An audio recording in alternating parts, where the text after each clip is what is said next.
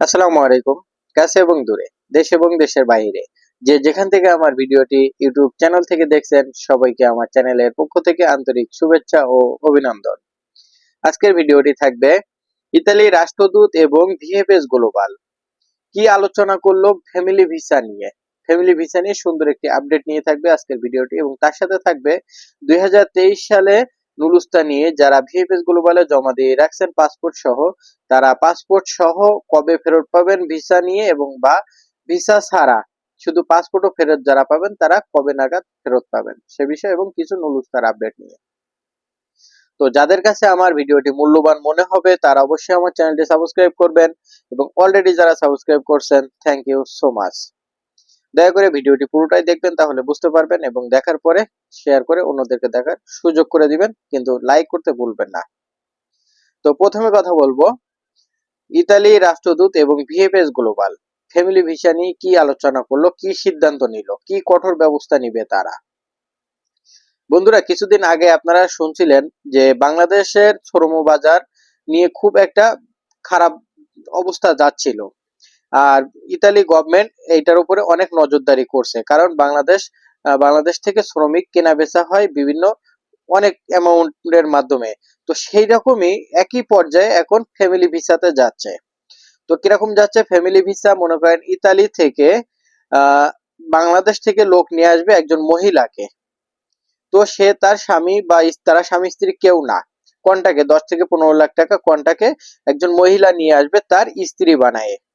তো এরকমই চলতেছে। তো এরকম ভাবে নিয়ে আসার পরে সে মহিলা কিন্তু এখানে থাকে না, যে স্বামীর পরিচয় দিয়ে ইটালি আসে, ইটালি আসার পরে এখান থেকে আবার চলে যায় ফ্রান্সে, অন্য আরেকজন স্বামী বানায় সেখানে, ওখানে আরেকটা স্বামী বানায়, সেখানে তারা বৈধ হয়। তো এর মধ্যে অনেকেই আছে ইউরোপের অন্য অন্য দেশে যারা অনেক ভাইরা আছে, তাদের ফ্যামিলি নিয়ে যাইতে পারে না সরাসরি বৈধভাবে, তাদের এই কারণে তারা বিকল্প এই রাস্তাটি অবলম্বন করে।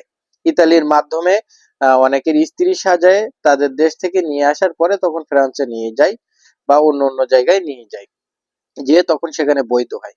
তো এটা ইতালি সরকার আবারও নজরদারি করছে। তো কিছুদিন আগে শ্রম বাজার নিয়ে একটা আলোচনা উঠছিল, এই মুহূর্তে আবার ফ্যামিলি ভিসা নিয়ে আলোচনা উঠছে। তো এই কারণে এখন রাষ্ট্রদূত এবং ভিএফএস গ্লোবাল এরা একটা খুব কঠোর একটা পদক্ষেপ নিতে যাচ্ছে। আগামীতে যারা ফ্যামিলি ভিসা পাবে তারা খুবই কঠোর ভাবে খুব যাচাই বাছাই করে তারপরে তাদের ভিসাটা হবে।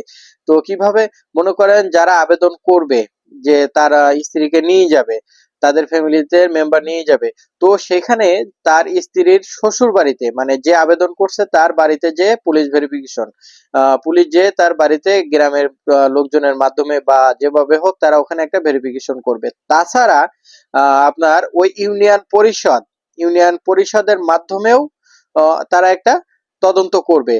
এর সাথে আরেকটা বিষয়, ওই যে মেয়ে লোকটা থাকবে, যে মহিলা যার স্ত্রী হোক, তার বাবার বাড়িতে, মানে সেই মেয়ের বাবার বাড়িতেও যে কিন্তু তারা তদন্ত করবে।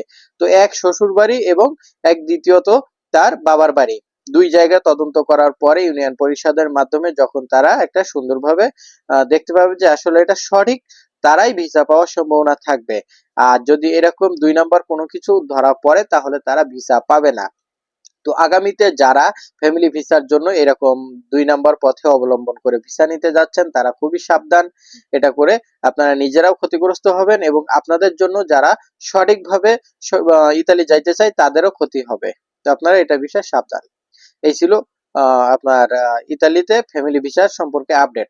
এখন কথা বলবো যে 2023 সালে ইতালিতে যারা নুলুস্তা পাইছিলেন, সেই নুলুস্তা নিয়ে ভিএফএস গ্লোবালে জমা দিয়ে রাখছেন, এখনো পর্যন্ত পাসপোর্ট পাননি। আগামী কিছুদিনের মধ্যে এই জুলাই মাস শেষ হয়ে গেলে আগস্ট মাসটি একটু কাজ কম থাকে, আগস্ট মাসে তারা ভিসা সংক্রান্ত কাজ খুবই কম করে থাকে। সেপ্টেম্বর, অক্টোবর, নভেম্বর, ডিসেম্বর এর মধ্যে 23 সালের যত প্রকার কাগজ জমা আছে সবকিছু তারা ক্লিয়ার করে দিবে, হোক সেটা ভিসা সহ, হোক সেটা ভিসা ছাড়া। যারা রিজেক্ট খাবে তারাও পাসপোর্ট ফেরত পাবে, আর যারা ভিসা পাবে তারাও পেয়ে যাবে। তো আপনারা এতদিন অপেক্ষা করছেন, আর অল্প কয়টা দিন অপেক্ষা করেন, আপনারা খুব তাড়াতাড়ি একটা ভালো নিউজ পাবেন। আর এই মুহূর্তে নুলুস্তা যাদের উঠছে, সেই নুলুস্তা নিয়ে আপনারা কিভাবে ভিসা পাবেন, আর নুলুস্তার আপডেট বলতে এই মুহূর্তে নুলুস্তা সব শহর থেকে কম বেশি অল্প দুই একটা উঠতেছে। আর এই নুলুস্তা গুলো নিয়ে ভিসা আপনারা কিভাবে পাবেন? অনেকেই চিন্তায় আছেন যে ভাই রিজেক্ট হচ্ছে, এই হচ্ছে, তেন হচ্ছে, তো আমরা এই নুলুস্তা নিয়ে কি করব? ভাই আপনার যে মালিক, যে মালিকের মাধ্যমে আবেদন করা, সেই মালিক যদি আপনার চায় তাহলে অবশ্যই আপনি ইতালি যাইতে পারবেন। আর যদি আপনার মালিক না চায়, আপনি মাথা খুঁটে মরে গেলেও কখনো ইতালি যাইতে পারবেন না। তো যে মালিকের মাধ্যমে আবেদন করছেন, আপনি তো আর মালিক চিনেন না, আপনি তৃতীয় ব্যক্তির মাধ্যমে তো আবেদনটা করছেন, সে তার সাথে শুধু একটাই কথা বলবেন যে ভাই আপনি মালিকের সাথে যোগাযোগ রাখেন। যদি ভিএফএস গ্লোবাল থেকে এই নুলুসটা ওঠার পরে যখন আপনি অ্যাপয়েন্টমেন্টের জন্য আবেদন করবেন মেইলের মাধ্যমে, তো এই তারা ভিএফএস গ্লোবাল থেকে ওই মালিকের কাছে ফোন দিবে। ফোন দিয়ে অনেক ডকুমেন্টস চাবে, আপনার থাকার জায়গা, আপনার কাজের কন্ট্রাক্ট পেপার, তারপরে আপনার ওখানে যে সকল সুবিধা, আপনার সুবিধা অসুবিধা হইলে তারা কি করবে, মালিক আপনার দায়ভার নিবে কি না নিবে, এ টু জেড সকল প্রকারের একটা ডকুমেন্টস কিন্তু ভিএফএস গ্লোবালে সাবমিট করতে হবে। তো আপনার মালিক যদি সেটা সাবমিট করে তাহলে আপনি ভিসা পাবেন, আর যদি সে সাবমিট না করে তাহলে আপনি ভিসা পাবেন না। তো এই মুহূর্তে যারা নুলুস্তা পাচ্ছেন তারা শুধুমাত্র আপনার মালিকের সাথে যোগাযোগ রাখার চেষ্টা করেন, তাহলে অবশ্যই আপনি ভিসা পাবেন। তো এই ছিল আজকে আমার ভিডিওটি। যদি আমার ভিডিওটি ভালো লেগে থাকে বন্ধুরা, আপনাদের কাছে একটাই অনুরোধ, আমার চ্যানেলটি সাবস্ক্রাইব করবেন এবং ভিডিওটি শেয়ার করে অন্যদেরকে দেখার সুযোগ করে দিবেন। আর লাইক করতে ভুলবেন না। ধন্যবাদ সবাইকে।